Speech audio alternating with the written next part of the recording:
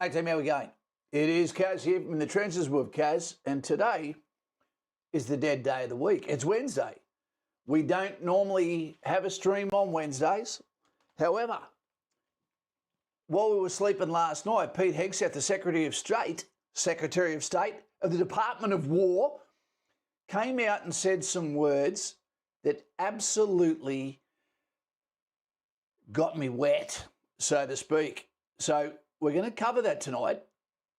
And basically what's going to happen is it's going to give you a chance to see the sort of communication that soldiers need to hear, need to know, is in the back play that are making the decisions with our sons and daughters before it's time to go and fight, knowing that with this kind of leadership, not management, not DEI, okay, that we have a commander-in-chief that is cut loose and allowed someone, an expert in their field, to speak for the voice of the people. So tonight I'll be asking you, if you're an officer, this is the time where you get to maybe shut up, sit at the back of the room, and remember that you never get to hear the truth from the soldiers of the daily frustrations of knowing that our leadership is letting us down in so many ways. The dropping of standards, the DEI hires, managers instead of leadership, the one-way voice communication that happens in the dictatorship that is military. We sign on for it, we're volunteers for it, we do the dying and we get paid the least, while the slogan lead from the front is never actually reality. Leadership normally happens at squad commander level, to tell you the truth, and also at the private level. We're going to get on to you in a second. We're going to welcome everyone. We've got Mr. Buckaroo, I can see him there. I can see Dale P., one of my favourite people. We talk about a utopia, the village, so to speak. But tonight we're going to be listening to some hard topics that I don't even understand could ever be considered as controversial, because it's reality. What I've got in the background here, I'll quickly show you, I made this slide for you, is the reality of war, regardless of it being 5,000 years ago or today. And I would argue that the Ukraine-Russia conflict, or the fight that's happening in Gaza in areas, is similar to what we're seeing in the back screen here. So what am I talking about? What I'm talking about is war travels at the speed, the ultimate sport. It travels at the speed of men. That's what it looks like. There's some that are still standing, there is flags, there is obscuration, there is battle. But war travels at the speed of men. There's not a sport other than maybe deep diving, but the female just got beaten unassisted. There's not a sport where females compete against men, you know, and have a chance, you know. So why do you think it's suddenly going to change when it comes to war? And what we're seeing panning out now, and I'm just setting a little bit of parameters before we start going into this video in a second, is that people are being let down. We're seeing females that are being allowed due to DEI, etc., to go into combat corps. Are they capable of it? No, they're not. And it's not just physical, it's also the mental side of it. It is the prolonged exposure to heavy weights, packs, equipment, but also the way men communicate is completely different when there's a female in the trenches, in the high stressful positions, that sometimes brings out the worst in men. You know, whether it be fraternisation, whether it be the birth of a simp that we see. Have I been guilty of in the past? Of course I have. But anything that causes stress in the cohesion of a military force that's already under pressure can mean we lose the battle before we get there. Tonight we're going to be talking about standards. Tonight we're going to be talking about a message being told to officers, summoned generals of all forces, to the Commander-in-Chief's representative, the Secretary of War. We prepare for war. Australia, we need this. We're slipping badly. In 1990s, the battalions. Tokyo, there you go, my man. $20. Thank you very much. That will go towards a share for my daughter's future. Tokyo Drift. Can we get some thumbs up there for the turmeric cow? What was I saying? In the 90s, the battalions, the 1st Battalion, 2nd Battalion, 2nd, 4th Battalion, 3rd Battalion, Old Faithful, big blue one being 1 RAR, you know, 5, 7, 6, 8, 9, these battalions were all full. Alpha Company, Bravo Company, Charlie Company, Delta Company. 3 platoons in each. We lived together, we fought together, sometimes slept together, sometimes dated together. No, I don't mean men on men. You know, the rainbow didn't exist then, except in nature. But, you know, the amount of pride, and again, I mean lion pride, not again the rainbow. All of these things were foreign concepts, and it was all honour-based, reputation-based. It was all on merit. And that's gone. It's still there, but now it's okay to fail. Now the standards have been dropped so low, the success rates look like they're higher than what they are because they've got rid of the gates that used to be qualifications. There used to be the CFA. There used to be 2 weeks of IMT training, infantry military tactics for non-combat corps. Okay, there used to be the CFA, the 15-kilometre march, going up the ropes twice, you know, with your combat equipment, you know, firearm movement, you know, not firearm movement, fireman carry, the RDJ, the run, dodge, jump. Then we got rid of this, and we had 5-kilometre runs for the BFA, you know, chin-ups, and we got rid of those because people weren't able to do that in modern society. You know, so we degraded down. And then we ended up with a PESA that was made by scientists, sports scientists, and now we've got rid of that so it can keep cooking and cooking and cooking the books. Now we have soldiers that are allowed to actually be able to graduate from areas without being able to conduct the fitness test that is the basic standard for existence in the Australian Army. But not anymore.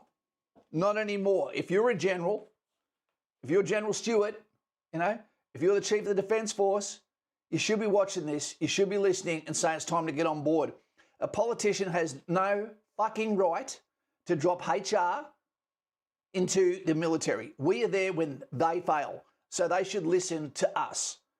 If someone is not willing to fight for the country, then they also shouldn't be allowed to have an opinion on those that die for it. Let us do our job. It's not a job that is for the faint of heart. Not everyone can do it, but anyone could do a job in the Army, Air Force or Navy, just not the combat roles. The combat roles are a completely different army to that of support roles. Completely different army, complete ecosystem. And you'll hear about that tonight. What you're hearing is actual leadership tonight. I would say this is similar to the Marian reforms that happened in Rome when they decided we don't have enough troops. We need to professionalise our entire army. And they did so. And it didn't go well, and they became Marius's mules, and he whipped them up and down the peninsula of Italy until they were good enough to be the best. And what's happening now is we're seeing one standard is going to be created. At this stage, it's going to start some shit because there's going to be a lot of people that are way below the standard that might have to be let go. Medical pensions, see you later. Maybe pensions not being meeting maturity. Who knows? But there's a lot of comments section here. It's pretty good.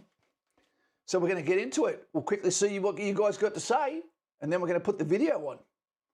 It goes for about 45 minutes. You don't have to be here for the whole thing, but I recommend it because this, you know, I believe is the best military speech I've ever heard, ever. And this is way overdue. So let's get to your comments.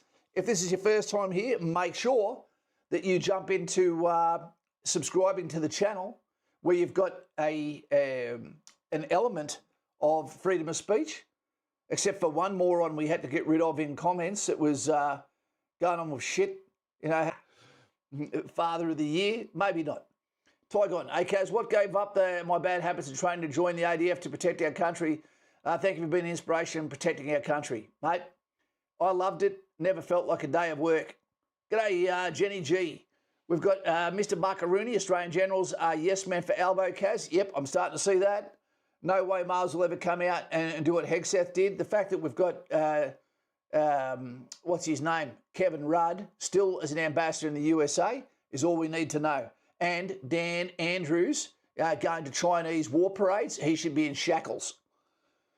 Great man, it's about time. Buckaroony, I saw one the other day that was fat as fuck. He was friggin' disgrace. Yep. Don't agree with it. People should not be scared of the tourniquet around your waist we call a belt. Exactly right there, Dale. You know, I've been saying what you're about to hear for years, and I got attacked for it, and guess what? I walked the ground for 24 years. I've been in the military for 55 years. If you take into account, I was born on Anzac Day. My dad's a Vietnam veteran, God bless him. You know, and I've played with soldiers up until today, and even now. What do I do when I'm talking with you lads? Here we go. I'm painting you guys. The Romans, where it all started. Andrew, hey Kaz, are you able to give me a rough idea of how many vaccinations you get on ongoing basis, mate? Any of the ones you get, you need to have them all, you know, but you don't have to have the COVID one if that's the one you're talking about. Video cut out. How you doing, Kaz? I'm good, mate. How you doing? I was at Woe too, and took pride in being able to mix with the diggers. What he means by that is he did mean the rainbow. Bucko, let's go.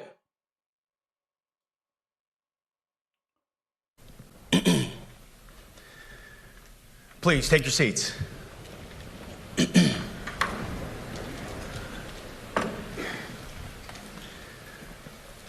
Well, Mr. Chairman, the Joint Chiefs, Generals, Admirals, Commanders, Officers, Senior Enlisted, NCOs.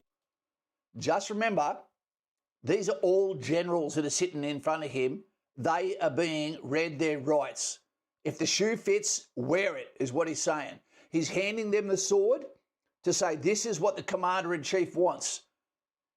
If you don't agree, then what I want you to do is put your sword over here, fuck off, go and enjoy retirement. Otherwise, you know, up, down, you're loyal. You know, show me your loyalty because you're about to get a spray. This is the voice of the fucking soldier that is going back at the officer, and I 100% agree with it. NCOs, enlisted, and every member of our American military. Good morning.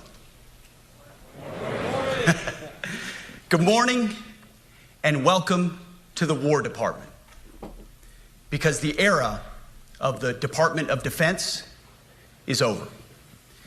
You see, the motto of my first platoon was, those who long for peace must prepare for war. This is, of course, not a new idea. This crowd knows that. The origin dates to the 4th century Rome and has been repeated ever since, including by our first commander-in-chief, George Washington, the first leader of the War Department. It captures a simple yet profound truth. To ensure peace, we must prepare for war. From this moment forward, the only mission of... And remember, this is also a warning shot to allies like Australia. Get your fucking game together. Also, to China. We're looking at you, bro, and Venezuela, and the countries, and also Antifa and those that wish us harm from within.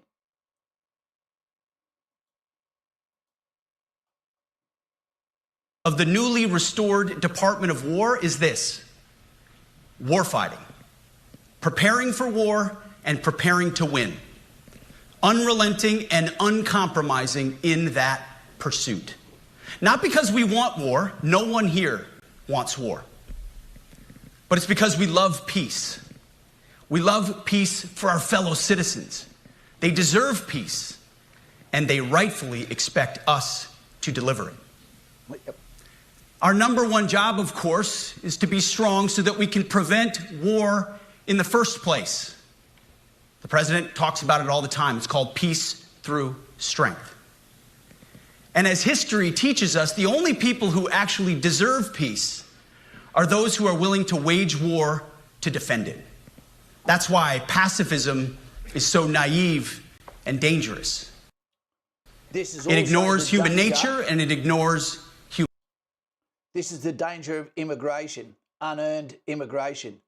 If you allow it in and there is no ability for these people to then become part of our society and feel accepted, they're not going to fight for it. If they don't fight for it, then that means our books are cooked and we may not be able to represent ourselves. What do I think we can do? I know Bucko doesn't agree with this. We need to bring back weapon ownership. So that is a deterrent. So people know that there is 1 million guns behind 1 million doors and you don't know where the threat is coming from, because our army is not big enough to stop an enemy. not without our coalition partners, who we've basically at the moment seem to be siding against for globalism and perhaps, the red corn chip. Human history. Either you protect your people and your sovereignty, or you will be subservient to something or someone. It's a truth as old as time. And since waging war is so costly in blood and treasure, we owe our republic a military that will win any war we choose or any war that is thrust upon us. Should our enemies choose foolishly to challenge us, they will be crushed by the violence, precision, and ferocity of the War Department. In other words, to our enemies, F-A-F-O. If necessary, our troops can translate that for you. Another way to put it is peace through strength, brought to you by the warrior ethos. And we are restoring both. As President Trump has said, and he's right, we have the strongest, most powerful, most lethal, and most prepared military on the planet. That is true, full stop. Nobody can touch us. It's not even close. This is true largely because of the historic investments that he made in his first term, and we will continue in this term. But it's also true because of the leaders in this room and the incredible troops that you all lead. But the world, and as the chairman mentioned, our enemies get a vote. You feel. How good are those words? The enemy gets a vote. They get a decision, and they normally get to choose when to strike. That's the scary thing. That's the scary thing. And remember, we knew we were in trouble as soon as we started to see men wearing dresses in the Australian Army, because what that causes is causes friction points, fractures. And this is a job you can't pay people enough to do. There's people that would do it for nothing. So now we've got fractures and fault lines between regular Army and reserves, between Surcat 4, Surcat 5, between commissioned officers and NCOs, between conventional forces and SOCOM, between combat troops and combat support, between males and females. There is so many different fractures and double standards that need to be brought into line to create one cohesive team, or at least have two areas that you go into, a group which is SOCOM, Combat Corps, Support Corps, and understand that this is the high tide mark. But what we need people to have is the absolute pride, not the rainbow, not the Skittles, and that needs to be the proudest driver, to be the proudest QE, to be the proudest infantryman, armoured corps, artillery, engineer, RAMI. Pride in the job, pride in yourself, in your body, in your physique. Because leadership is physicality, is perception. Before you talk, I cannot believe you if you look like a barrel-chested, puffing pug, that goes from dim sim to coffee to cigarette to the walk for the fitness test, and then you've got the Willy Wonka golden ticket to get you out of anything physical. Yeah. Yep, and they say in the comments to this video, we need this to happen with our police force too, which is now dropped precariously off a cliff. And we're seeing the police force look like they're a mess, melting ice cream. Let's go. Okay, what's the crowd saying here? G'day, I'm a bit late. That's all right, Jared. We respect you being here, mate. Love it, peace enforcement. Zero chance Australia follows suit. I probably agree with you, mate, by the actions we're seeing. Australia is cooked thanks to all the Muppets that voted Labor. There is no light at the end of the tunnel, as the opposition leader is also woke as fuck. Yep. Totally agree. Feel it? I feel it. This is a moment of urgency, mounting urgency. Enemies gather, threats grow. There is no time for games. We must be prepared. If we're going to prevent and avoid war, we must prepare now. We are the strength part of peace through strength.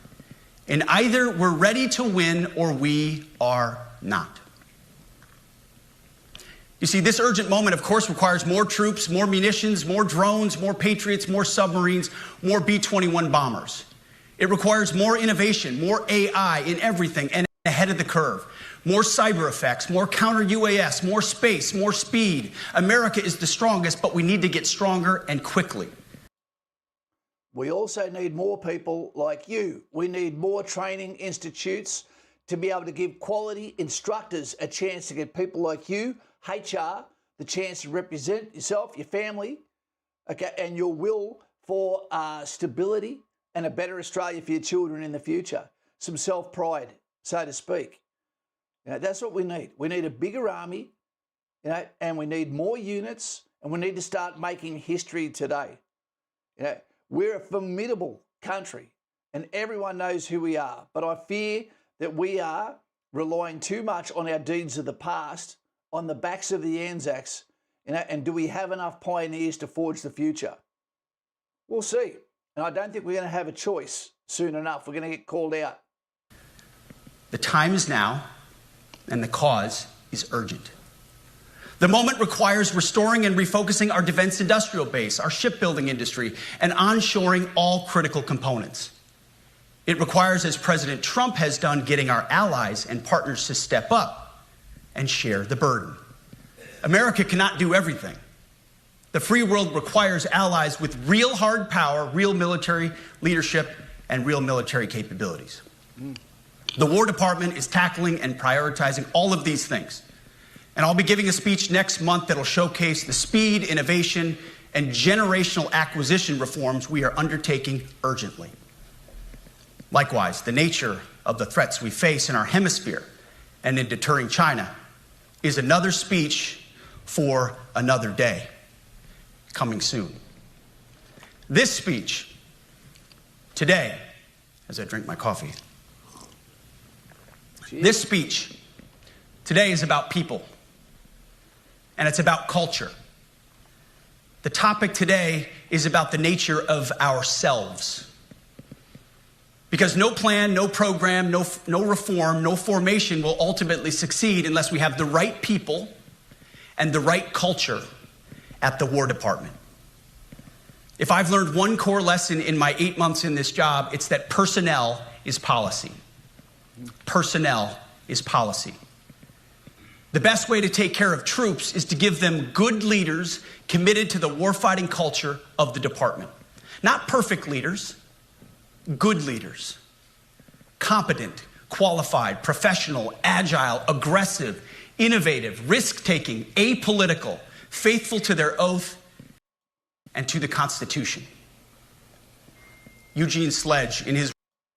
This is the thing with leadership that lets us down so often because we're not allowed to. It's funny. You can do 20 years in the military and be beside a platoon commander and not have any say in his annual report, and you're the only person that has shared an office with him. His boss hasn't seen him in action. Yep. So no one really tells them when they're not in line. But they don't have the moral courage to actually compete and combat the views of those above them that may not know that they are a future Rommel, that they are a future Chauvel, that they are a future Genghis Khan, because their career can be cut short if they don't toe the party line.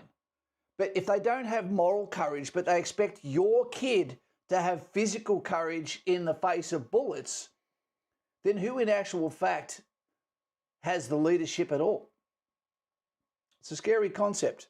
A lot of times, you know, I was very lucky. We had really good officers a lot of the time in the 2nd Battalion.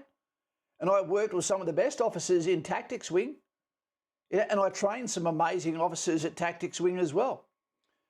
But when you see that leaders are now surrounded by managers who want to be politicians and want to be in the mid-water until they get to a position where they can become a red tab and then forget where they came from. And they're accelerating their way as fast as they can to get away from the troops and get to where the privilege is, where Canberra is.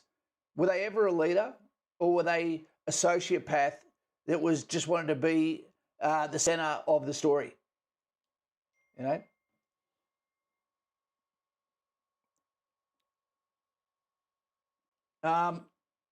Yeah. I think sometimes you can't be a leader until you've actually been led, because it creates a frustration where you say to yourself, I'm learning with everything I see. I'm learning what not to be like, and I'm learning what I should be able to do better when I get the chance. Take your time to have rank, because once you get there, if you do it right, you'll be so much better by watching those that have done it well and those that have done it poorly. You know, do an AAR after action review on the actions of these people, and then deciding what sort of leader you want to be. Then research real leaders, yeah, and understand the qualities of the traits they have. And then look at the soldier, the silver soldier, who's representing, who's doing the dying on the ground in the future and in the past, and make sure that they have at least the best chance of winning. Yeah, that's all we can do. His World War II memoir wrote, quote, "War is brutish, inglorious, and a terrible waste. Combat leaves an indelible mark on those who are forced to endure it. The only redeeming factors are my comrades' incredible bravery and their devotion to each other. In combat, there are thousands of variables, as I learned in Iraq and Afghanistan, and as so many of you did in so many more places. Leaders can only control about 3 of them. You control how well you're trained, mostly how well you're equipped, and the last variable is how well you lead. After that, you're on your own. Our warfighters are entitled to be led by the best and most capable leaders. That is who we need you all to be. Even then, in combat, even if you do everything right, you may still lose people because the enemy always gets a vote. We have a sacred duty to ensure that our warriors are led by the most capable and qualified combat leaders. This is one thing you and I can control, and we owe it to the force to deliver it. For too long, we have simply not done that. The military has been forced by foolish and reckless politicians to focus on the wrong things. In many ways, this speech is about fixing decades of decay. Some of it obvious, some of it hidden. Or as the chairman has put it, we are clearing out the debris, removing the distractions, clearing the way for leaders to be leaders. You might say we're ending the war on warriors. I heard someone wrote a book about that. That's pretty hard-hitting. For too long, we've promoted too many uniformed leaders for the wrong reasons, based on their race, based on gender quotas, based on historic so-called firsts. We've pretended that combat arms and non-combat arms are the same thing. We've weeded out so-called toxic leaders under the guise of double-blind psychology assessments, promoting risk-averse, go-along-to-get-along conformists instead. You name it, the department did it. Foolish and reckless political leaders set the wrong compass heading, and we lost our way. We became the woke department, but not anymore. Right now, I'm looking out at a sea of Americans who made a choice when they were young men and young women to do something most Americans will not, to serve something greater than yourselves, to fight for God and country, for freedom and the Constitution. You made a choice to serve when others did not. And I commend you. You are truly the best of America. But this does not mean, and this goes for all of us. Team, I tell you something. Bucko would be able to tell you this, and so would Nicole and the other service people. There is nothing better than being able to look back on your military career and remember, Dave, and remember the conversations, the actions, the activities, the smiles, the laughter of good Australians. The good thing about the army is you're seeing the 1960s version of Australia, where it's sleeves up, laughter, dirty, wet, dark humour. It doesn't matter who you are, you're accepted if you're still there at the end. It brings out the best from the worst situations. It humbles you. It makes you appreciate everything. It is so good. And when you have reunions, your officers come back and they're like your brothers because now they can talk to you plain speak. They remember everything because they had to hold their tongue from the digger with the big mouth like me as well. Some of my favourite people are the officers that I worked with that you couldn't have a proper conversation with until now. It's great. It creates a legacy and it's something you can look back on and absolutely love. The privilege of being a leader of men, of soldiers, would be one of the biggest privileges in the world because you are the commander of volunteers who are willing to die for people that don't know them. It's an incredible, incredible privilege. And I think some people just don't understand the gravity of the rank that they have. Take your time getting promoted. Ferment in it. Think of a 40-year career. Hold on as long as you can. Because when you get out of the military, all you've got left is stories, and people don't really want to hear it. And that is why people don't talk much about their military life, because it's like it's not relevant anymore, Anyway, let's get back to it. I'm talking too much. That our path to this auditorium on this day was a straight line, or that the conditions of the formations we lead are where we want them to be. You love your country, and we love this uniform, which is why we must do better. We just have to be honest. We have to say with our mouths what we see with our eyes, to just tell it like it is in plain English, to point out the obvious things right in front of us. That's what leaders must do.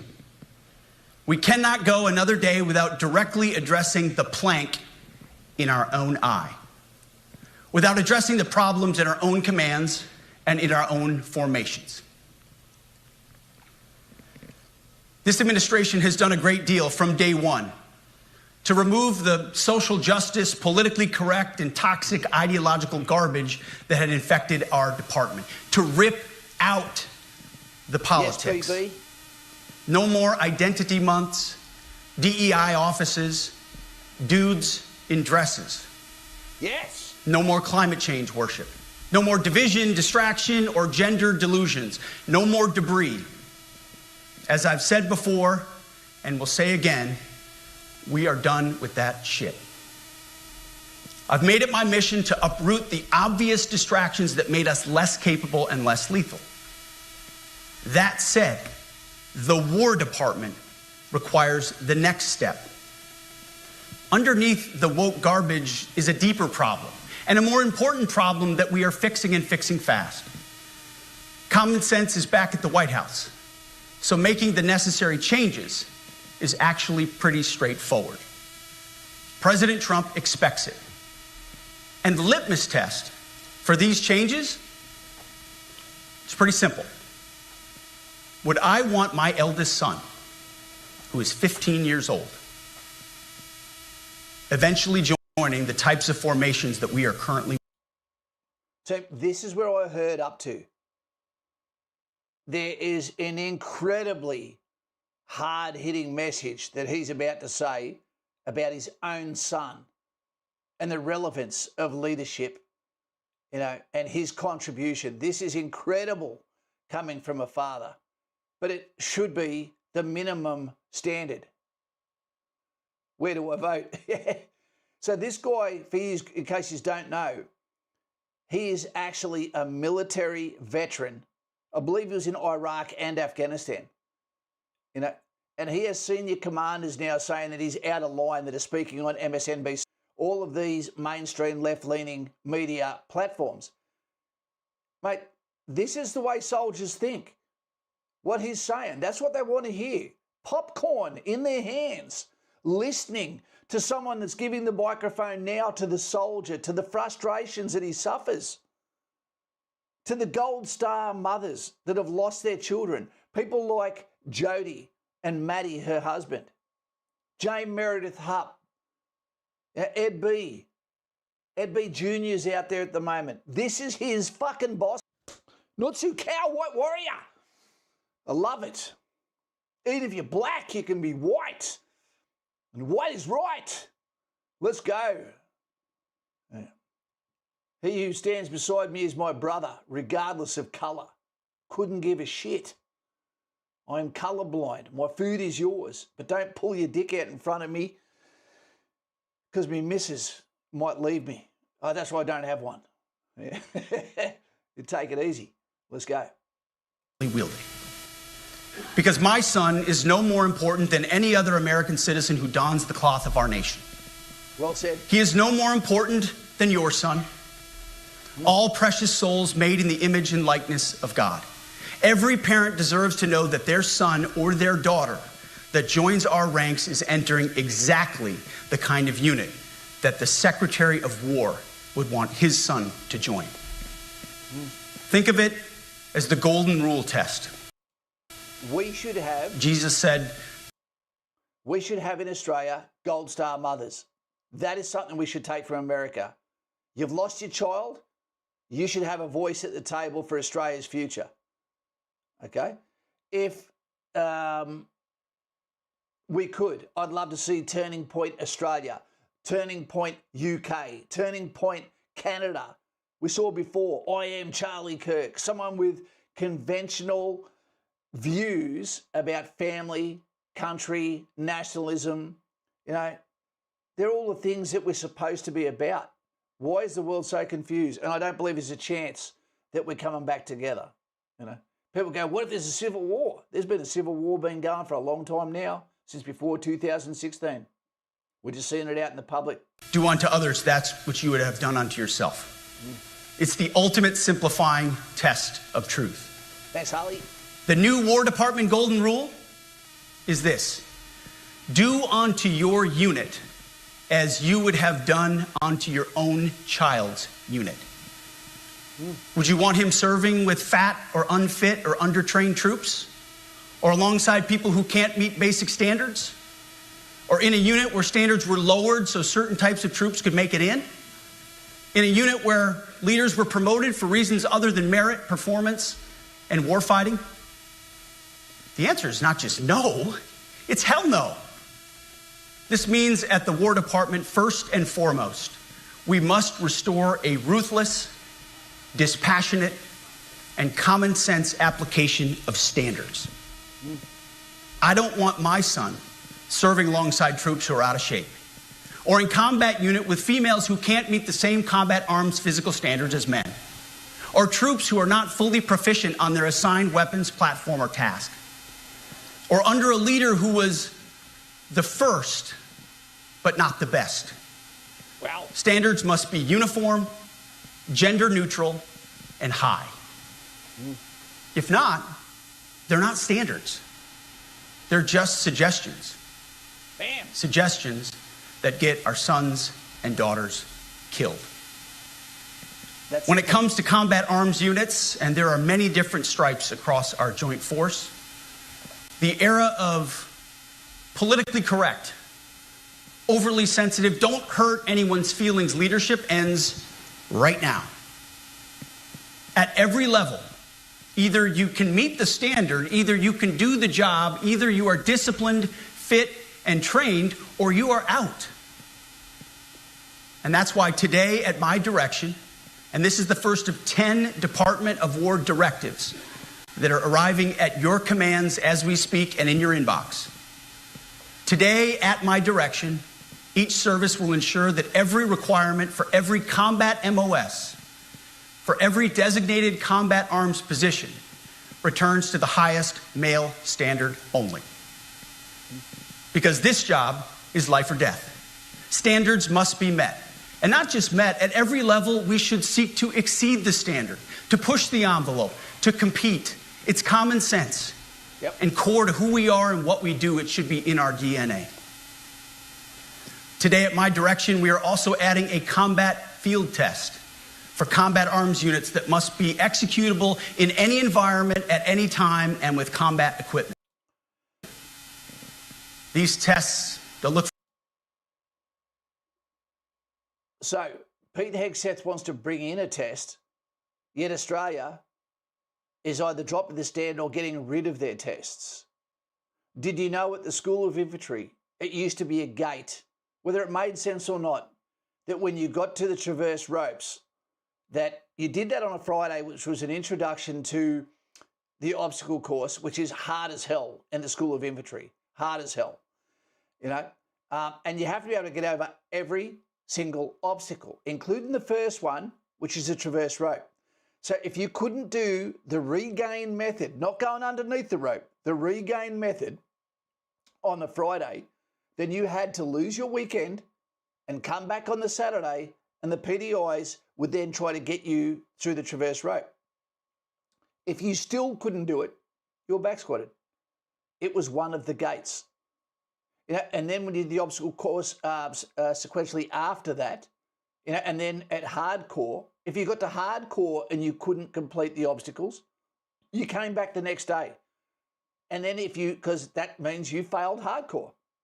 And if you failed one component of hardcore, you failed the whole thing, which means you didn't get the coveted, bam, Skippy badge. You didn't get it, which means you're part of the Royal Australian Regiment, which means you're not going to battalion. Now, but now it seems more and more like it's participation. And this happened because we allowed, you might not want to hear it, females into combat corps. By having to lower the standard to get female candidates through different parts of Singleton, which they never would have in the past, means now that's now moved over and infected males' participation. And now there's males that sometimes get, bam, the Skippy badge when they didn't deserve it. They haven't met the same test of all those that did it before them. When standards decline, it's a slippery slope. And sometimes you can't come back from it. And that causes questions when then people get to the battalion and they can't do Tully, they can't do live fire, they can't swim, they can't do Hewitt. You're going, how did they get to me? It's because you didn't see what was happening when the standards dropped at Kapuka, at recruiting, at the School of Infantry. Can't afford to let it slip, team, or you own the future of your call sign and their results. Familiar. They'll resemble the Army Expert Physical Fitness Assessment or the Marine Corps Combat Fitness Test.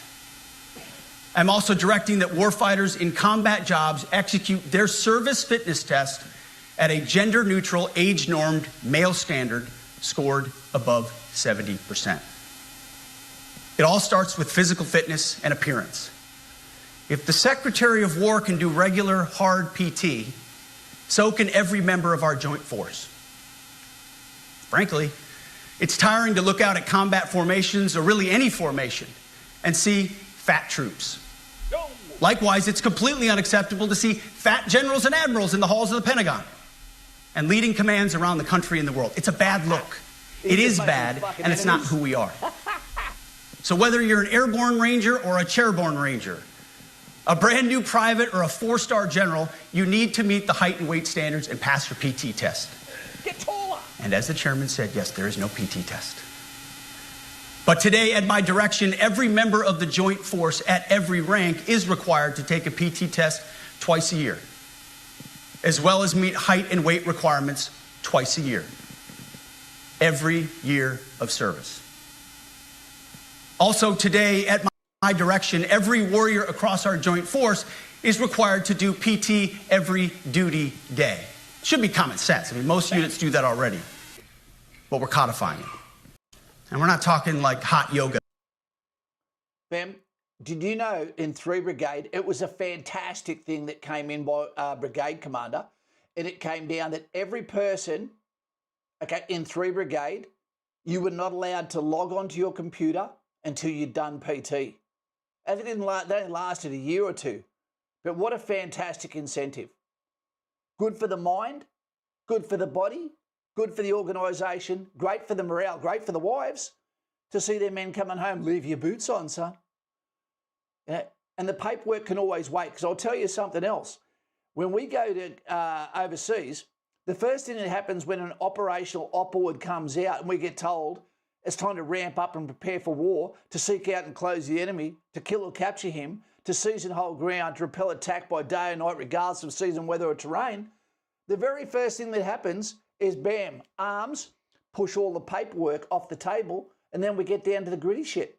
What's going on? You know, CTC is going to come in, Combat Training Centre. We're going to get a MEL, mission event list. We're going to learn about who is our opposition, what do we need to know about their cultures, you know, and then get ready. Get your weapons, get your zero done, write your letters, kiss your kid, you know, have some last capital regent, some cactus jacks, you know, and it's time to roll. Leave your phone at home. Go just with the questions here, Mr. Buckaroony. Dale says, why was there such a surge in females applying for combat roles? There hasn't been. That's the thing. They've never met the quota, Dale. So it just keeps happening, and they all fail. They either fail at Singo or they fail when they get to the battalion, mate. That's why they get a 4-year medal for doing 2 years service. Did you know that? Crazy. And I feel sorry for these girls. They've been lied to by TikTok, by their parents, by teachers, by feminism, you know, by Charlie's Angels, by the myth that girls can do everything. You know, they can't. You know, and no one wants to see them fail. It's devastating to watch a volunteer ever fail, male or female. I hate it. But the minimum soldier for infantry is to be able to carry the gun over the obstacle course. But these people can't get over the obstacle course clean skin, let alone carrying the machine gun as well. That's the minimum standard of a private soldier, 343 infantry. Minimum standard. We've all got to be able to do every job. And stretching. Real hard PT, either as a unit or as an individual. At every level, from the Joint Chiefs to everyone in this room to the youngest private, leaders set the standard. And so many of you do this already. Yep. Active, guard, and reserve. Exactly. This right. also means grooming standards. No more beards, long hair, superficial individual expression. We're going to cut our hair, shave our beards, and adhere to standards. Thanks, Nicole. It's like the broken windows theory of policing. It's like when you let the small stuff go, the big stuff eventually goes. So you have to address the small stuff. This is on duty, in the field, and in the rear. If you want a beard, you can join Special Forces. If not, then shave. We don't have a military full of Nordic pagans. But unfortunately, we have had leaders who either refuse to call BS and enforce standards, or leaders who felt like they were not allowed to enforce standards. All of this off the rip? Both are unacceptable. And that's why today, at my direction, the era of unprofessional appearance is over. No more beardos. The era of rampant and ridiculous shaving profiles is done. Simply put, if you do not meet the male-level physical standards for combat positions, cannot pass a PT test, or don't want to shave and look professional, it's time for a new position or a new profession. I sincerely appreciate the proactive efforts the secretaries have already taken in some of those areas, service secretaries. And these directives are intended to simply accelerate those efforts. You're right, Dave. On the topic of standards, allow me a few words to talk about toxic leaders. Ooh. Upholding and demanding high standards is not toxic. Enforcing high standards, not toxic leadership. Leading warfighters toward the goals of high, gender-neutral, and uncompromising standards in order to forge a cohesive, formidable, and lethal Department of War is not toxic. It is our duty, consistent with our constitutional oath. Real toxic leadership is endangering subordinates with low standards. Real toxic leadership is promoting people based on immutable characteristics or quotas instead of based on merit. Real toxic leadership is promoting destructive ideologies that are an anathema to the Constitution and the laws of nature and nature's God, as Thomas Jefferson wrote in the Declaration of Independence. The definition of toxic has been turned upside down, and we're correcting that. That's why today, at my direction, we're undertaking a full review of the department's definitions of so-called toxic leadership, bullying, and hazing, to empower leaders to enforce standards without fear of retribution or second guessing. Of course, you can't do like nasty bullying and hazing. We're talking about words like bullying and hazing and one of the best ways when you get to a unit to silence your critics while still being a little bit of a grey man when you get there. I was talking to Alex. I was talking today to Aaron, the Hitman Dixon, and we're talking about how to fit in when you get to the battalion. The best way is keep your mouth shut for a while, hand a carton over there so they drink it with you, find out a little bit about you, but then you go and blitz people in the fitness test by going out and carrying the gun, by finishing everything you start, by going 100% at everything you do. That shuts up the dickheads and it makes other people go, not bad, not bad. You don't need to say anything. Your actions say it for you. Don't quit. Don't go to the RAP unless you actually have a proper injury. Shut people up with your actions. Yeah? I used to talk a lot, but I also shut people up with my actions. And it made up for my career for the things I was bad at. Toxic, they've been weaponized and bastardized inside our formations, undercutting commanders and NCOs. No more. Setting, achieving, and maintaining high standards is what you all do. And if that makes me toxic, then so be it. Second, today at our direction, we're ensuring that every service, every unit, every schoolhouse, and every form of professional military education conduct an immediate review of their standards. Now, we've done this in many places already, but today it goes across the entire Department of War.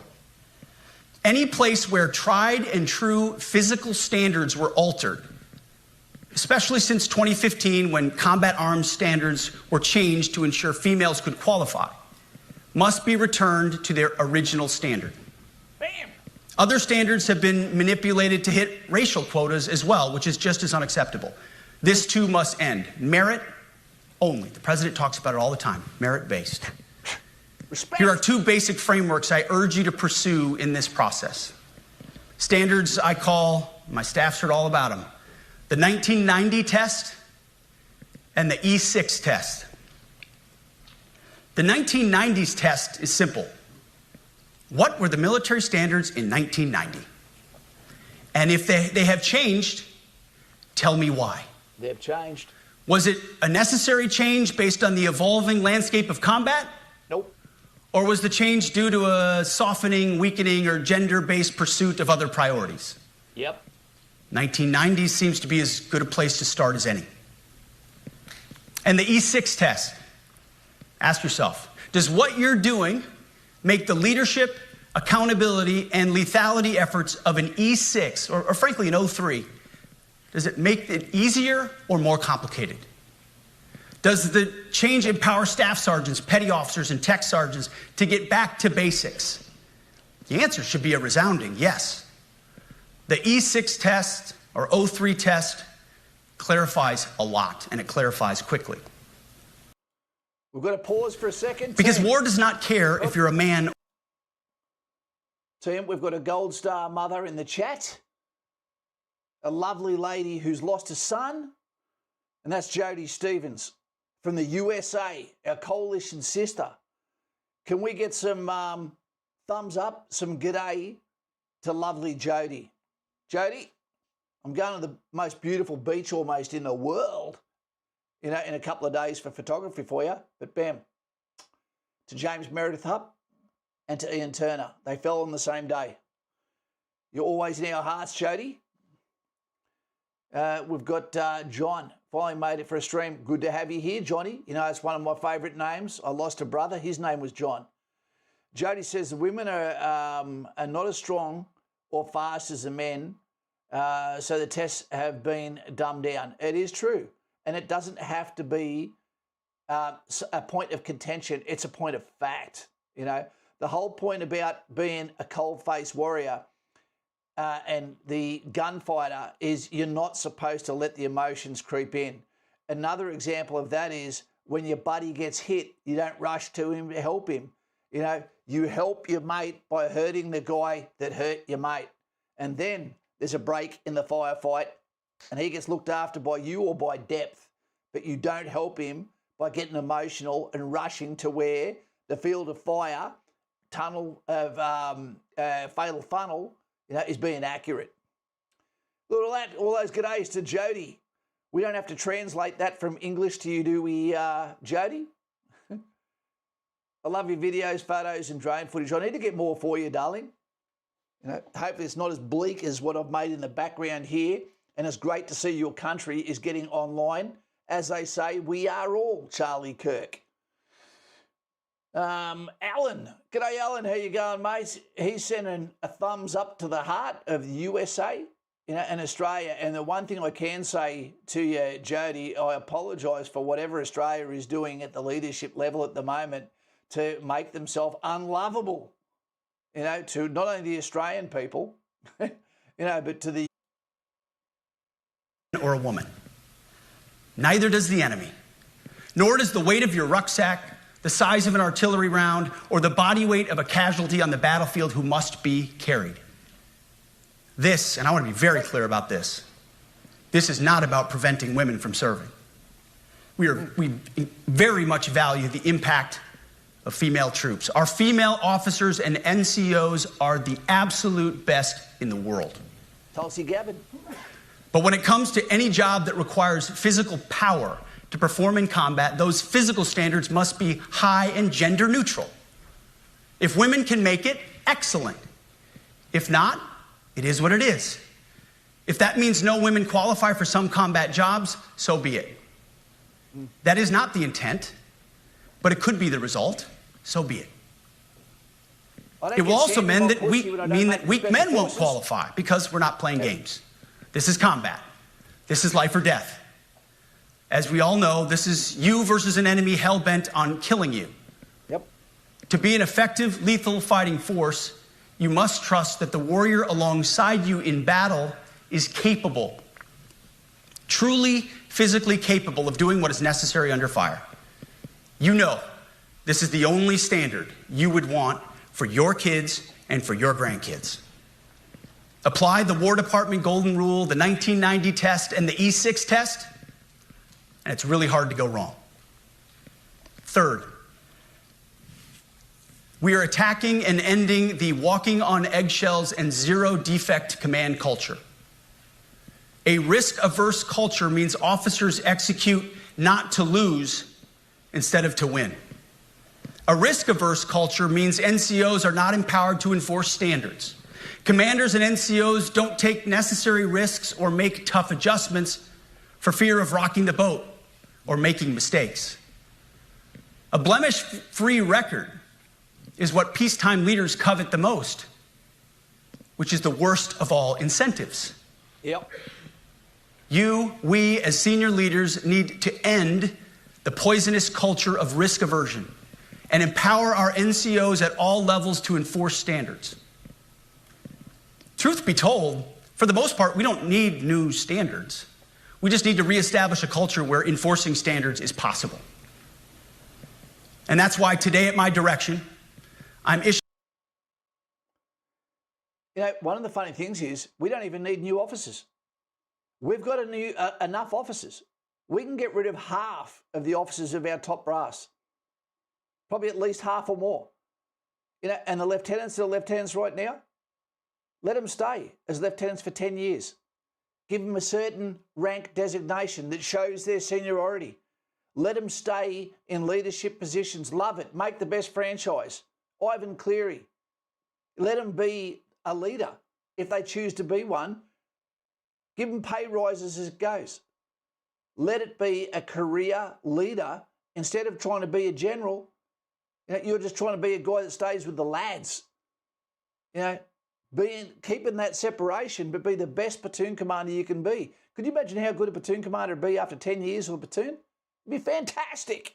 And they'd love their career.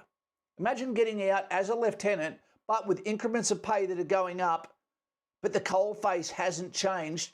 You go away for 2 years every now and then, go and do your time down as an instructor at the School of Infantry, give them back to Tactics Wing, learning all of the conversations with SOCOM, Special Forces, with coalition forces, yeah, and then you come back and you just repeat with the same platoon. You know, so what we start is a legacy of patriotic servitude to a unit that you become alumni from, alumni, and you go back and you're traditionally part of that unit. You bleed 2 RAR, Alpha Company, 2 Platoon. Fantastic. You're the face of the organisation. I'd love that if I was an officer. I'd love it. Issuing new policies that will overhaul the IG, EO, and MEO processes. I call it the no more walking on eggshells policy. We are liberating commanders and NCOs. We are liberating you. We are overhauling an Inspector General process, the IG, that has been weaponized, putting complainers, ideologues, and poor performers in the driver's seat. We're doing the same with the equal opportunity and military equal opportunity policies, the EO and MEO at our department. No more frivolous complaints, no more anonymous complaints, no more repeat complainants, no more smearing reputations, no more endless waiting, no more legal limbo, no more sidetracking careers, no more walking on eggshells.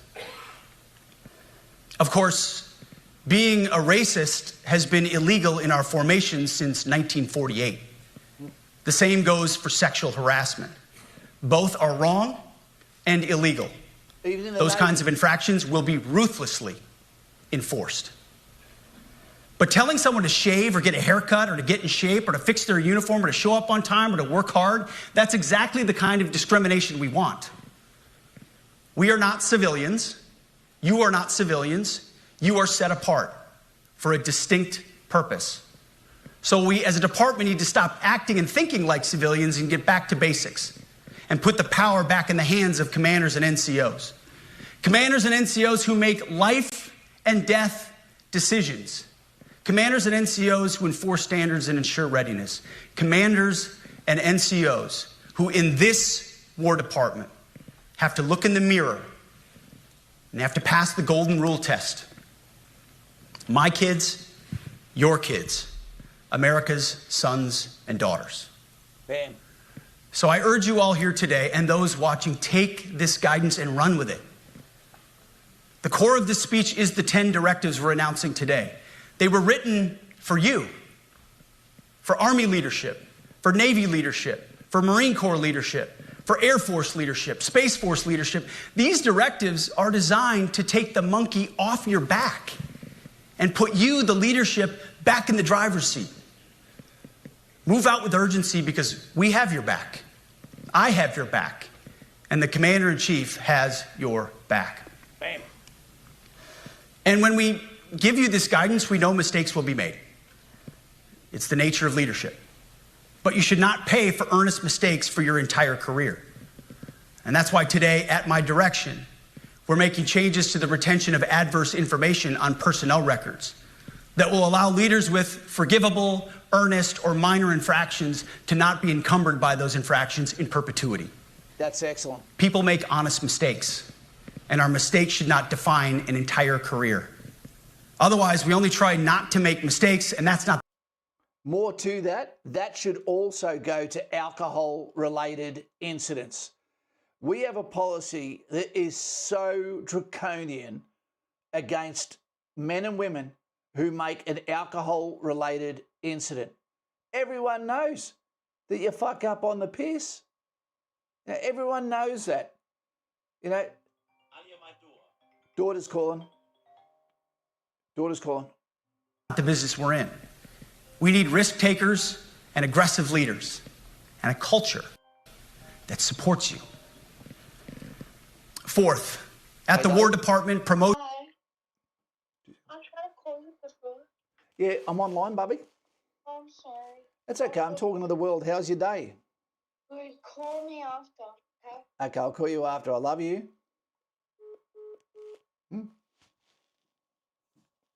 Kids, man, biology says we love them, and I do. She's worth it. If you're a kid, if you're a parent out there, you know, God bless you. and let's hope that soldiers, that their voice gets through with this, not just this stream, but with leaders. So if you're a leader and you're watching now or you're serving, this doesn't mean you watch this and then all of a sudden go and crack the whip. But what it means is you really should go and speak to your soldiers and now give them an honest report and say, watch this fucking video, and if the shoe fits, wear it. What I'm telling you is, because if a soldier doesn't get told, then he can assume ignorance. You've got to pull them in, be strong, and let them know you are below average, whether it be fitness, whether you're distracted, whether you have a problem, whether you've got no testosterone because you've got a new missus. I'm now watching you. If you have to do a BFA every month to track people's fitness, but then give them a reward with the rest of the day off when they pass, not only will the CO and the RSM be happy and the CSM and the OC, because you're going to be meeting all the metrics of the company's requirements for AIRN, individual readiness, and unit readiness, but then administratively you can reward them as well and let them know you're doing well. Now go and do some admin. Go and see someone's wife, and I'll see you tomorrow morning at 7:30. Give them a chance to get back on their feet. Tell them when they're underachieving. Give them a timeline and then watch and report. But make sure that you're also meeting the standard that makes them look at you and go, I want to be just like you, Dad. I want to be just like you. And remember, a lot of these people don't have a father figure. So be that father figure for them. Train with them if you have to. Promotions across the Joint Force will be based on one thing: merit. Colorblind, gender-neutral, merit-based. The entire promotion process, including evaluations of warfighting capabilities, is being thoroughly re-examined. We've already done a lot in this area, but more changes are coming soon. We'll promote top-performing officers and NCOs faster and get rid of poor performers more quickly. Evaluations, education, and field exercises will become real evaluations, not box checks, for every one of us at every level. These same reforms happened before World War II as well. General George Marshall and Secretary of War Henry Stimson did the same thing. And we won a world war because of it. As it happens, when he started the job, Chairman Kane gave me a frame and a photo to hang in my office. A matching frame and photo hangs in his. It's a photo of Marshall and Stimson preparing for World War II. Those two leaders famously kept the door. If you're not subscribed, team, subscribe now. You'll see your name come up on the screen. If you want to do more, join and become a member. If you need that, more than that, then come and be a Patreon member and talk on the phone. We're here to bring you into a family of common sense, of conversation, of realism and wisdom by people that have walked on paths for a long time, but are coming back to grab you by the hand and drag you in a line, not a straight line, a Roman Appian Way line, but we are here to help you in the absence of you having anyone else. So subscribe right now, jump on the screen if you haven't already, and blessings to anyone that has served, that is serving or intends to serve, or is the family of serving members. It's almost everyone. Door open between their offices for the entirety of the war. They worked together, civilian and uniform, every single day. Chairman Kane and I do the same. There is no daylight between us. Our doors are always open. Our job together is to ensure our military is led by the very best, ready to answer the nation's call. Fifth, as you have seen, and the media has obsessed over, I have fired a number of senior officers since taking over. The previous chairman, other members of the Joint Chiefs, combatant commanders, and other commanders. The rationale for me has been straightforward. It's nearly impossible to change a culture with the same people who helped create or even benefited from that culture. Yep. Even if that culture was created by a previous president and previous secretary. My approach has been simple. When in doubt, assess the situation, follow your gut, and if it's the best for the military, make a change. We all serve at the pleasure of the president every single day. But in many ways, it's not their fault. It's not your fault. As foolish and reckless as the woke department was, those officers were following elected political leadership. You're right, Brady. An entire generation of generals and admirals were told that they must parrot the insane fallacy that, quote, our diversity is our strength. Of course, we know our unity is our strength. Yep. They had to put out dizzying DEI and LGBTQI plus statements. They were told females and males are the same thing, or that males who think they're females is totally normal. They were told that we need a green fleet and electric tanks. They were told to kick out Americans who refused an emergency vaccine. They followed civilian policies set by foolish and reckless political leaders. Our job, Just remember, as a my job, has been to determine which leaders simply did what they must. If you're a military member and someone is giving you advice that has never served, never will serve, or is in a position of power above you, just remember they have no voice in the room when the fight happens. So why are we listening to them when they're trying to tell us how to live in a world that we only really are valued when it's crumbling or on fire? Okay? You know, the comments that I get that are against the narrative that I try to share with you are normally always by people that have either never served at all or just have a nihilistic view and don't believe that Australia or the world deserves borders, etc. It's always come from lunatics. Always. Yeah? Anyway. We don't want you to get to the stage where you look out at Australians and go, dude, I don't know if I'm willing to lay down my life for people who don't even want to say hello to me at a fucking barbecue. Yeah? Still call Australia home. Must to answer the prerogatives of civilian leadership, and which leaders are truly invested in the woke department and therefore incapable of embracing the war department and executing new lawful orders. That's it. It's that simple. So for the past 8 months, we've gotten a good look under the hood of our officer corps. We've done our best to thoroughly assess the human terrain. We've had to make trade-offs and some difficult decisions. It's more of an art than a science.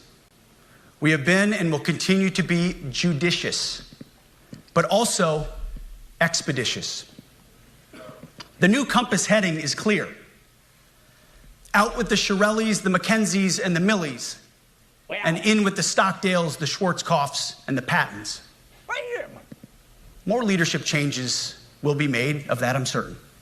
Not because we want to, but because we must. Once again, this is life and death. The sooner we have the right people, the sooner we can advance the right policies. Personnel is policy. Trust in leadership. But I look out at this group, and I see great Americans. Leaders who have given decades to our great republic, at great sacrifice to yourselves and to your families. But if the words I'm speaking today are making your heart sink, ready for it, then you should do the honorable thing and resign. Yeah. We would thank you for your service. But I suspect, I know, the overwhelming majority of you feel the opposite. Yep. These words make your hearts full. You love the War Department because you love what you do, the profession of arms. You are hereby liberated to be an apolitical, hard-charging, no-nonsense, constitutional leader that you joined the military to be. That's what it's about. We need you locked in on the M. Not the D, the E, or the I, not the DEI or the DIE of dime. By that I mean the M, military, of the instruments of national power. We have entire departments across the government dedicated to diplomatic, informational, and economic lines of effort. We do the M. I'm just going to address this one. This is a very unusual comment. Clippy Crusader, hey Kaz, I'm thinking of joining the ADF reserves, but I have no national pride. Why not? I'm sure there's a reason. I'm not going to judge too quickly.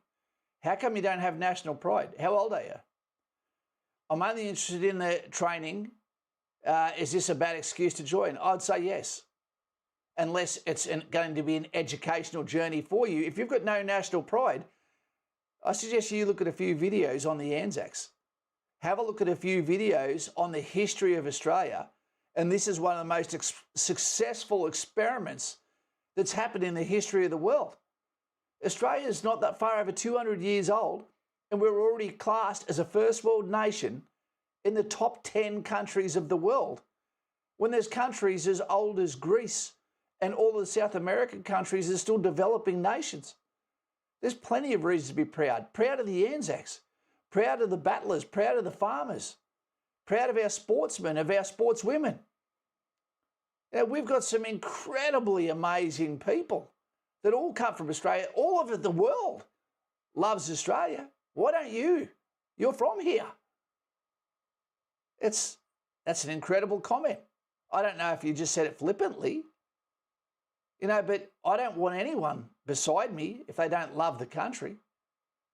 Because when it comes down to you only want to do it for the training, they're not going to want to be beside you either. I'm sure that maybe us having this conversation quickly now, Clippy, you're thinking, oh shit, I dislike modernity in general. Do you have something wrong with you? Are you on a spectrum of some sort, mate? Because some people are that come to the channel. Mate, there is incredible amount of reasons to be proud of this country, girt by sea. You are so goddamn lucky to even be here during this time period. I think you need to do some soul searching, mate, because it sounds like at the moment you just want to be the centre or the hero of your own story. So you thought I was going to rage. No. Well, listen, makes me question, but I'd probably say leave it alone, mate, because they have a vote too in who they're going to stand beside. Nobody else does. And our GoFos need to master it in every domain and every scenario. No more distractions, no more political ideologies, Right, mate. no more debris. Now, of course, we're going to disagree at times. We would not be Americans if we didn't. Being a leader in a large organization like conversations and differences of opinion. You will win some arguments and you will lose some arguments. But when civilian leaders issue lawful orders, we execute. We are professionals in the profession of arms. We're almost over time. Our entire constitutional system is predicated upon this understanding. Now, it seems like a small thing, but it's Love not. you too, Jaden. This Hands includes up. as well the behavior of our troops online. To that end, I want to thank and recognize the services for their new proactive social media policies. Use them. Anonymous, online, or keyboard complaining is not worthy of a warrior. Jaden, It's 2nd cowardice, 1st Battalion, masquerading New as Zealand conscience. Infantry Regiment. Anonymous, unit-level social media pages that trash commanders, demoralize troops, and undermine unit cohesion Kura Takahipuni, which must means not we are be ready for the 2nd tolerated. Battalion. Again, O3s, E6s. Sixth, we must train and we must maintain. Any moment that we are not training on our mission or maintaining our equipment is a moment we are less prepared for preventing or winning the next war. That is why today, at my direction, we are drastically reducing the ridiculous amount of mandatory training that individuals and units must execute. We've already ended the most egregious. Now we're giving you back real time. Less PowerPoint briefings and fewer online courses, more time in the motor pool, and more time on the range. Yep. Our job is to make sure you have the money, equipment, weapons, and parts to train and maintain, and then you take it from there. You all know this because it's... And more senior NCOs, sergeants, warrant officers, RSMs, out of the office, away from the paperwork. It's a distraction. Get a clerk in that office and get them to do the paperwork. Nicole is all over that shit. Get a clerk in the office, get the sergeant out there, and let him be the sheepdog around the section commanders. And they should demand from him, if you're the senior soldier of this call sign, fucking teach me something. I'm glad I get the opportunity. Thank you for setting me free, platoon commander. Can I go out with the lads? Yes, you can. But you'd better be able to keep up with them. Sure can. Let's go. Platoon commander, get away from the paperwork. Come out with the boys. Let's come and see you on the weapons too.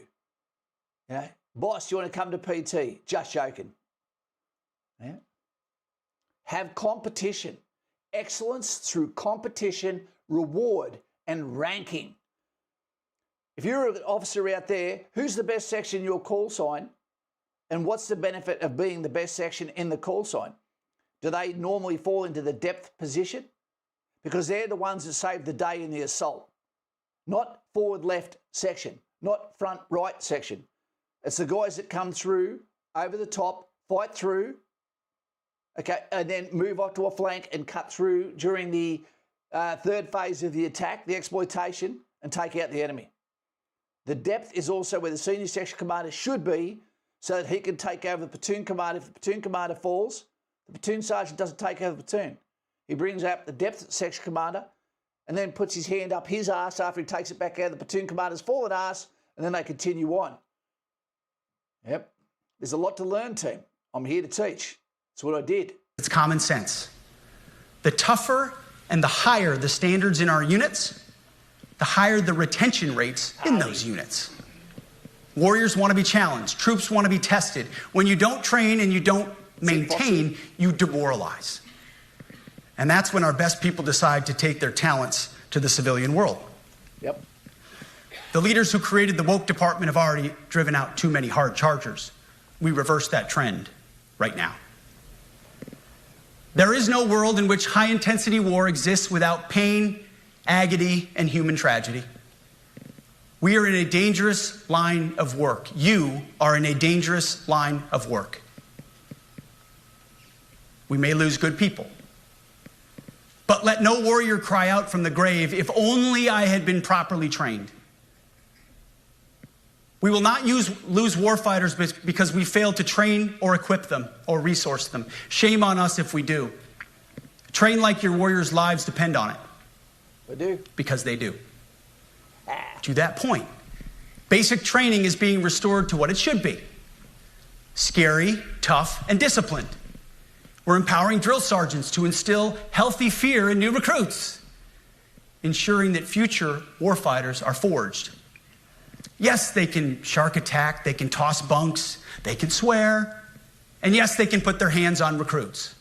This does not mean they can be reckless or violate the law, but they can use tried and true methods to motivate new recruits, yes, to make them the warriors they need to be. Back to basics at basic as well. Of course, and you know this, basic training is not where mission readiness should end. The nature of the evolving threat environment demands that everyone in every job must be ready to join the fight if needed. Yep. A core credo of the Marine Corps is every Marine a rifleman. It means that everyone, regardless of MOS, is proficient enough to engage an enemy threat at sea, in the air, or in a so-called rear area. We need to ensure that every member of our uniformed military maintains baseline proficiency in basic combat skills, especially because the next war, like the last, will likely not have a rear area. Finally, as President Trump rightly pointed out when he changed the department name, the United States has not won a major theater war since the name was changed to the Department of Defense in 1947.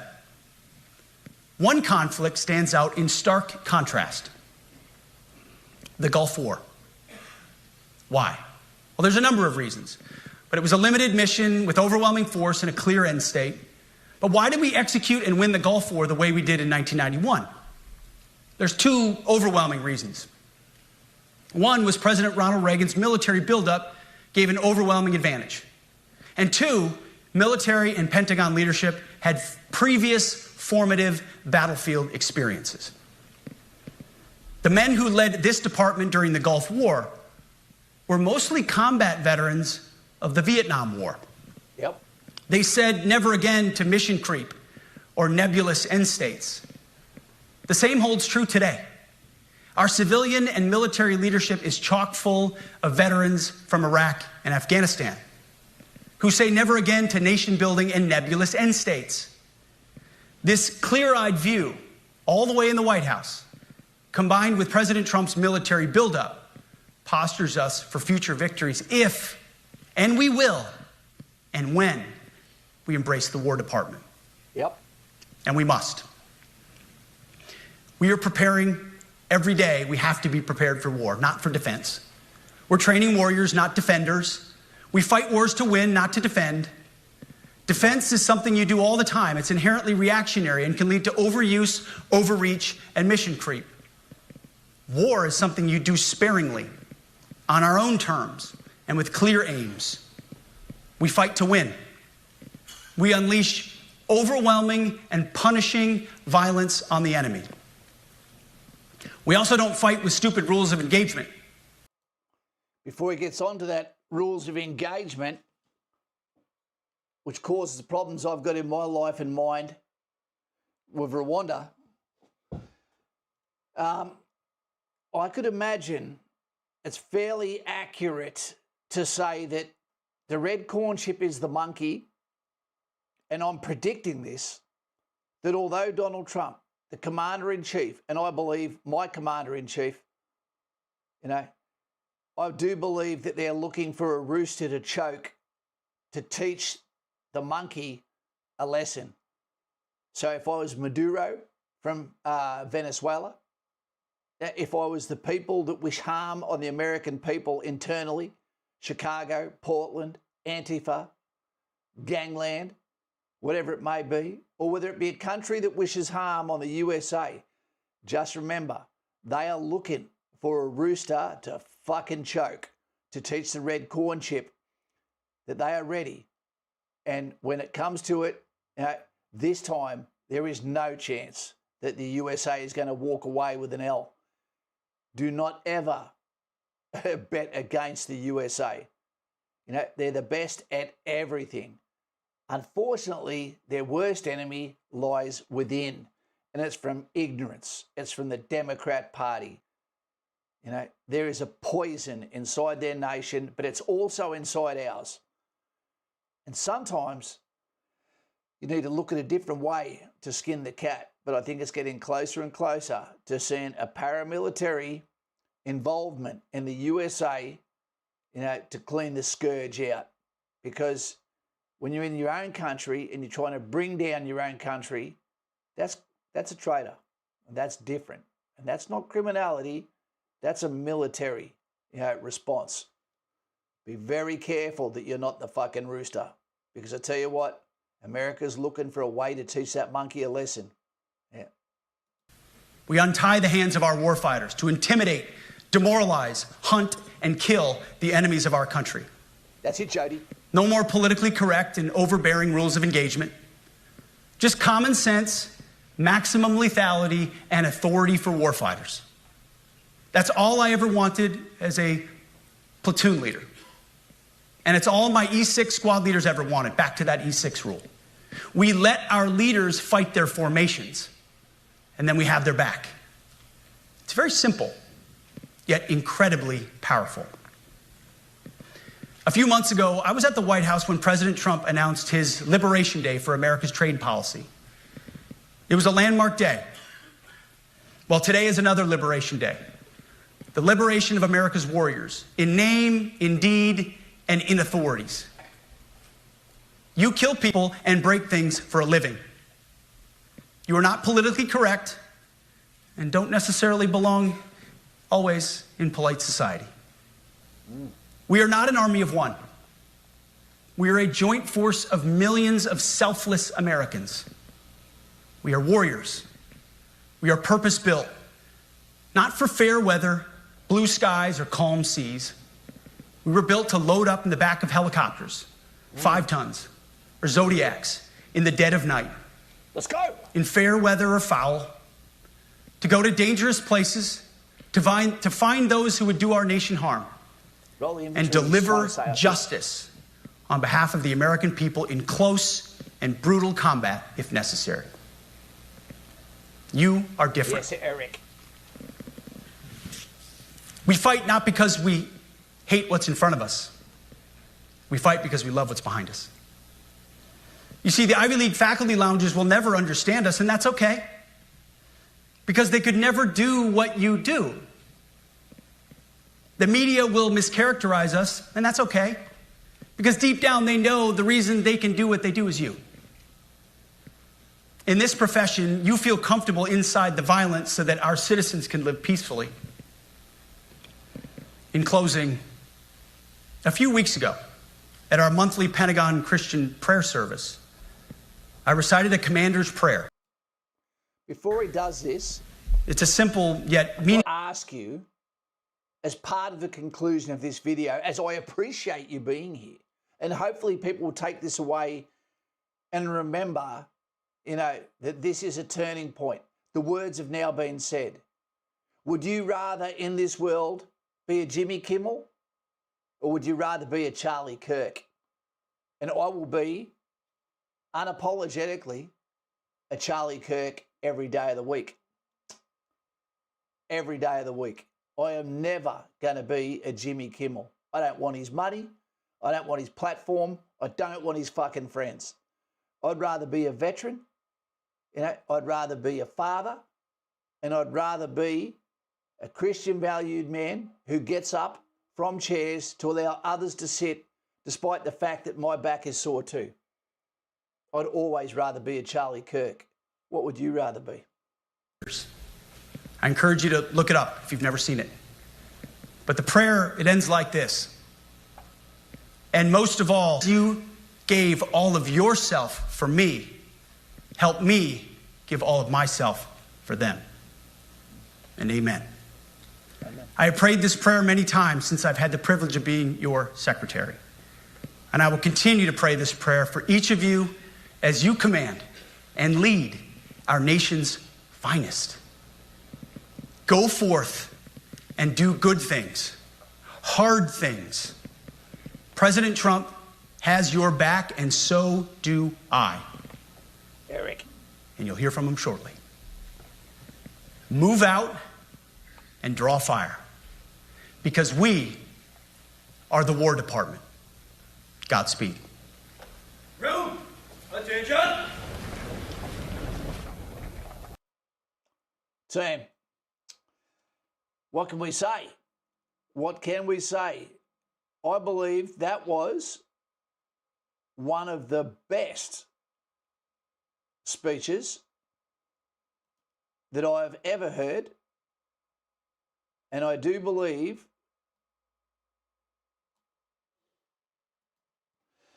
that America is back, baby, is back.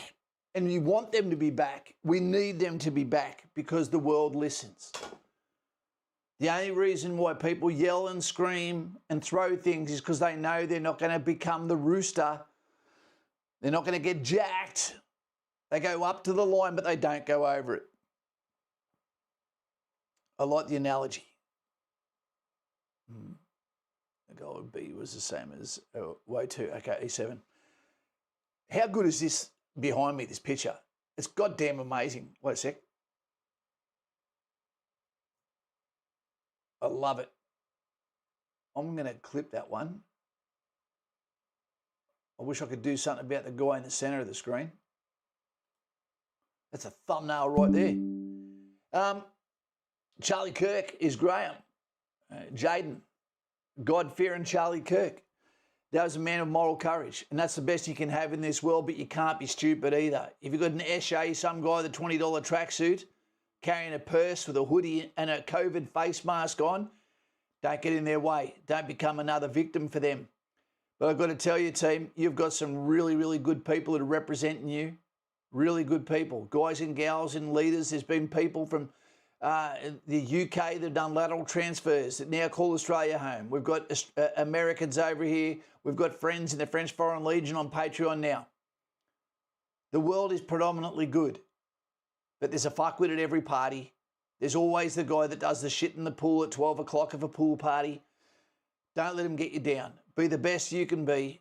And one day look back and hope that what you do in this lifetime, okay, would be good enough to go into a podcast. Yep. Now that's a better picture. Look at that posing for the picture. Bam. Love it. Guys and gals, thank you for being here tonight. I could not let this go without us covering it, because it is the essence of a recovery that I hope the Australian Army, Air Force, Navy, Police Force is looking at and saying, we now have no excuses. If you're in a command position, listen to this as a shot over the bow and think, what can I do to be better for my soldiers? And remember that every one of those guys and gals is a volunteer, and some part of their enlistment process, they were inspired to come and do a harder life than what they had to, and you were the one that got privileged with their command.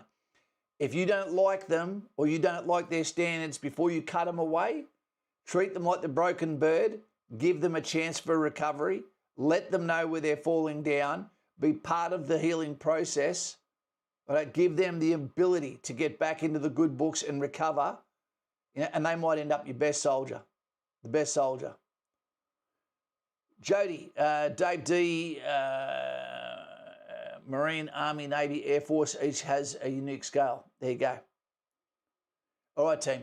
You've been very, very gracious to me tonight with your time. I hope you've appreciated it. I hope I didn't spoil the narrative by gobbing off.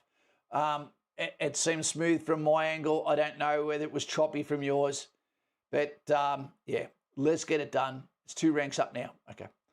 So let's go, lads. Have a good time. Dave, that's Australian Army ranks at the NATO and levels, Jody. All right. So, Dave, this will be interesting to see the way this sits in your mind now, the way you look at your call sign. Yep, very, very interesting. The burden of command, is a big deal. It is a big deal.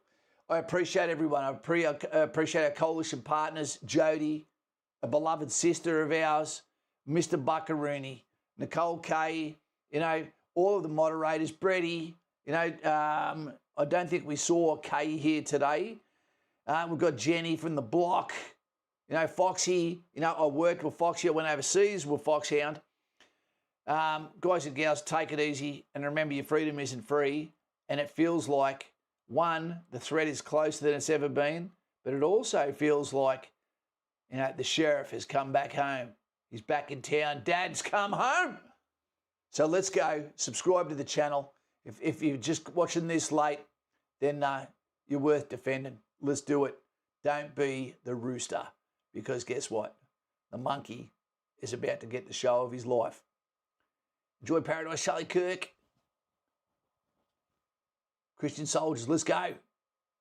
Bam. God bless you. See you later. Take it easy. And God bless, Pete Hegseth.